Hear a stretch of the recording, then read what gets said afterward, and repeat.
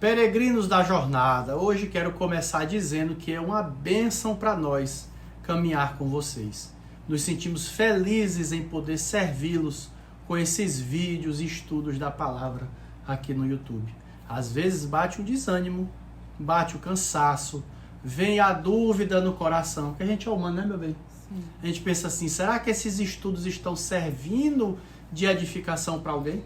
Geralmente, quando isso acontece, quando a gente menos espera, recebe uma mensagem carinhosa de algum peregrino, testemunhando como esses devocionais lhe têm fortalecido, que através desses estudos estão compreendendo mais a Bíblia, receberam direcionamento e resposta da parte de Deus.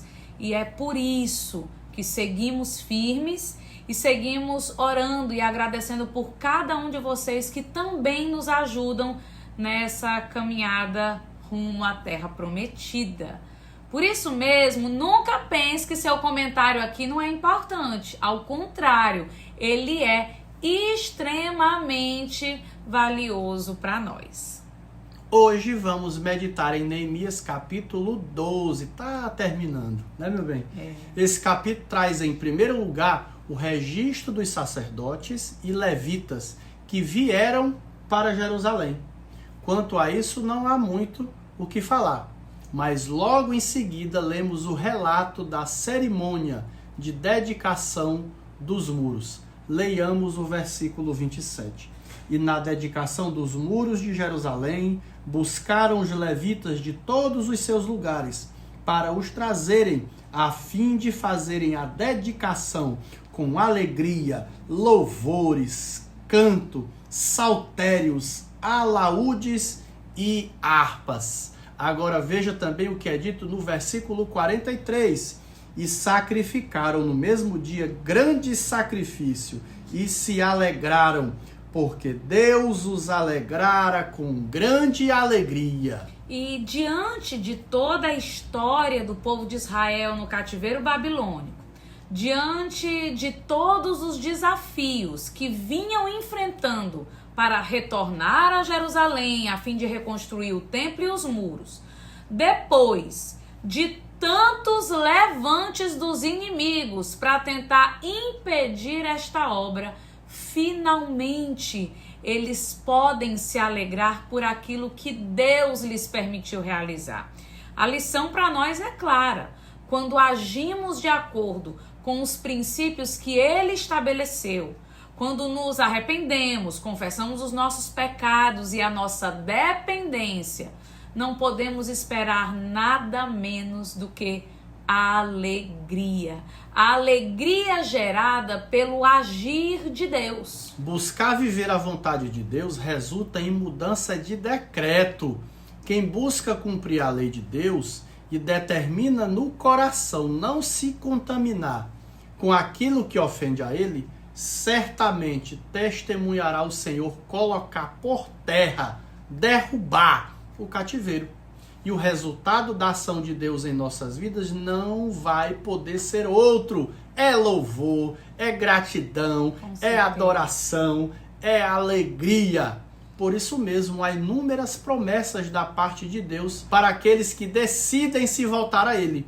Em Jeremias 31:13 é dito: tornarei o seu pranto em alegria, os consolarei e transformarei em regozijo a sua tristeza.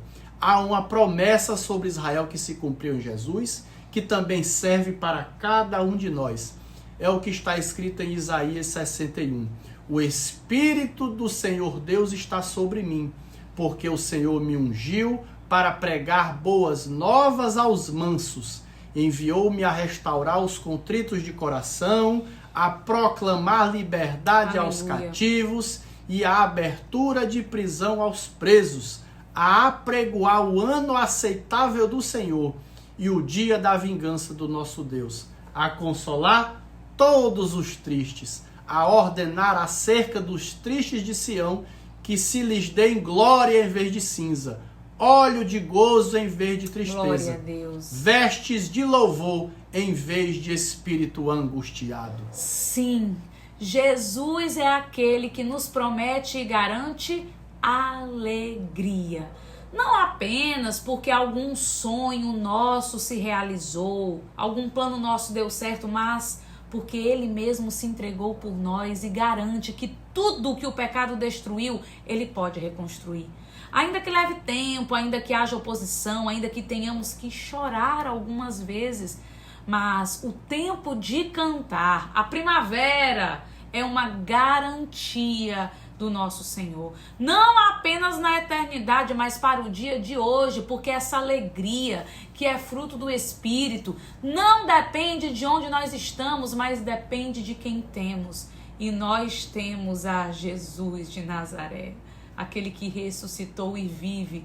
Por isso a palavra de Deus hoje para a tua vida é: cante, alegre-se, louve, tome posse do que já está garantido nas regiões celestiais. Não deixe as circunstâncias determinarem quando você vai louvar. Louve pelo que o Senhor já fez, pelo que Ele já determinou. Você foi salvo e tem um destino. Por isso, te alegra. Cante um hino de louvor ao nosso Deus. Aleluia.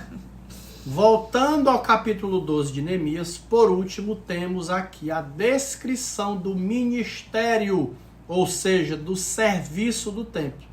Importante lembrar que hoje também temos templos, mas no nosso caso, o prédio onde nos reunimos serve como ponto de apoio e encontro do povo de Deus. Isso. Serve como uma referência para a sociedade e é um espaço onde cultuamos juntos, onde aprendemos da palavra de Deus e também, em muitos casos, um ponto de serviço social junto à comunidade local. Não há dúvidas da importância dos templos para a saúde do corpo de Cristo, mas não é como naquele tempo. Hoje sabemos que o Espírito de Deus não habita em templos feitos por mãos humanas, mas habita em cada um de nós e na comunhão da igreja. No entanto, nessa época de Neemias, o Espírito Santo ainda não havia sido derramado. E para aquele povo, o templo era o canal para acessarem a presença de Deus. Era a garantia, inclusive, da presença de Deus no meio do povo. O templo era o coração daquela nação, porque era ali que a glória de Deus se manifestava uma vez ao ano.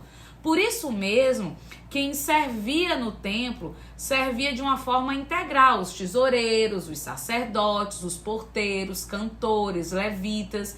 E eles eram sustentados pelas outras tribos. Porque, do contrário, o serviço no templo poderia parar e isso seria uma verdadeira tragédia para a nação.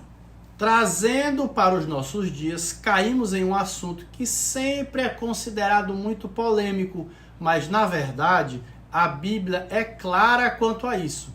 O que falta por parte de muitos é compreensão e bom senso.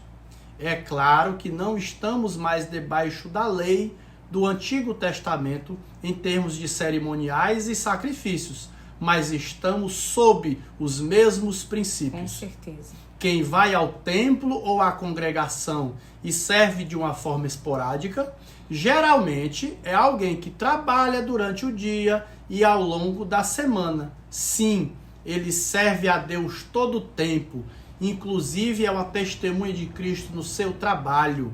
Mas quanto ao funcionamento do templo e quanto à assistência espiritual ao povo, ele nem mesmo teria condições para fazer isso por uma questão simples e óbvia: falta de tempo. Aqueles que se dedicam integralmente ao ministério espiritual ou trabalham para a manutenção do templo, como o prédio que precisa ser conservado e limpo, precisa receber para realizar o seu trabalho. Simples assim. Mas o que é que vemos hoje? Os extremos que o diabo gosta. Porque se você não sabia dessa, fique sabendo hoje. Em tudo, Deus age com equilíbrio. Agora, o diabo, que é moleque, ele é extremista. Por isso que vemos alguns extremos quanto a esse assunto. Uns que dizem que trabalham para o Senhor e às vezes até estão mesmo integralmente envolvidos na obra. Mas eles não querem apenas ser sustentados dignamente. Eles querem ostentar, é diferente. Eles querem explorar, ficarem ricos às custas do povo de Deus e só prega se receber, só canta se receber. Mas do outro lado, temos aqueles que acham que o missionário, o pastor, o pregador ou a zeladora da igreja, que fica lá à disposição às 8 horas do dia, 6 dias da semana, que aí não deve receber nada. Aí cita o versículo: de graça recebestes, de graça dai.